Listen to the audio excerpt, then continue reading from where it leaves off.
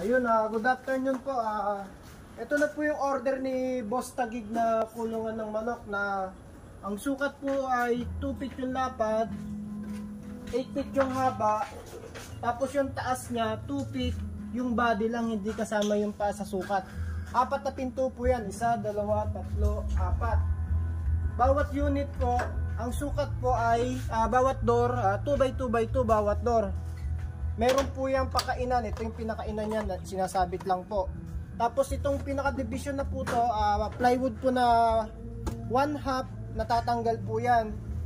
Dito po nilagyan po namin dito ng extra po na steel matting or PRB na 1/4 para kahit lumabas yung ulo nila dito, hindi sila magtukaan.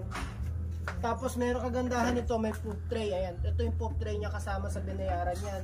Pati ito kasama sa binayaran. Yung roof niya, in case na hindi kasya sa dadaanan, natatanggal po yan, naka-tornilyo lang po. Tapos naka-insulation po siya para hindi mainitan yung manok pag nasa initan. Tapos yung roof niya, long span, hindi sa liso, talagang pambahay yung bubong niya. Tapos ito rin, may sabitan ng trapal. Ito, sabitan ng trapal yan para kahit umulan ng malakas, umangge, for safety siya. Tapos yung likod niyan, nilagyan din namin ng ito mga colored sheet para kahit, sabi ko nga, pag lumabas yung ulo, hindi sila magpang-abot. Ayan, mga likod niya. 2 unit yung order ni Boss Taguig. Ito pa yung isa. Ayan, ito pa yung isa. Kasama to sa mga binayaran niya, lahat yan. Tapos ang kagandahan din ito, yung flooring niya, plastic matting.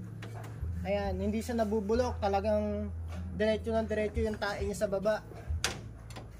Ayan. Tapos ang sukat pala ng paa nito mula rito hanggang dito, 2 feet, pinalagyan namin ng paa, sapatos, para kahit sa lupa ilagay, hindi lulubog yung pinakapaa niya. Ayan. Sa mga nag-i-inquire po, ito po yung location namin. Ayan po. Ayan. Marami pa po kami naka-line up, ito pa po yung iba.